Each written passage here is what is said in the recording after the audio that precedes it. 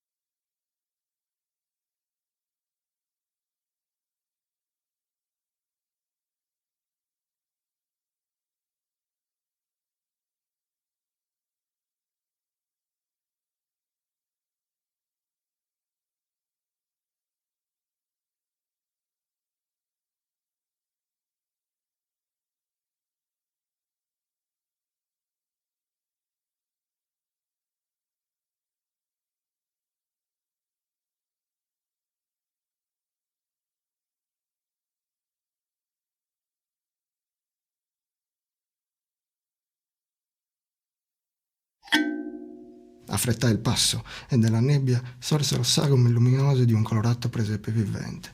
Avvicinandomi, cominciai a notare qualche stranezza.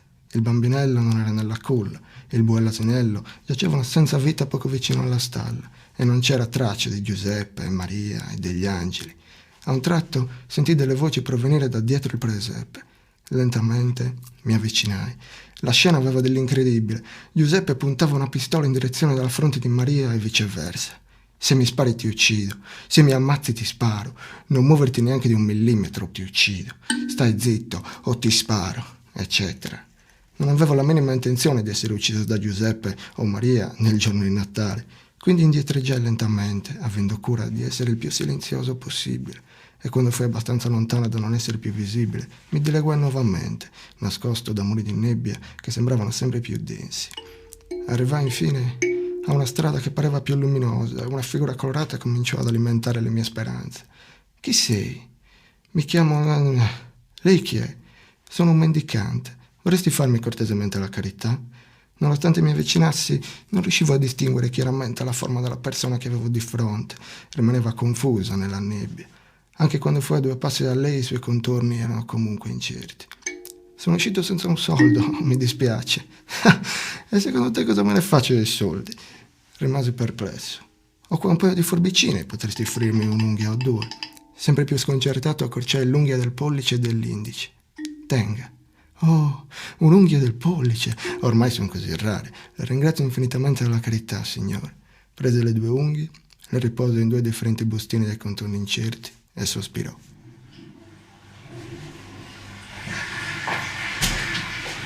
To win new love,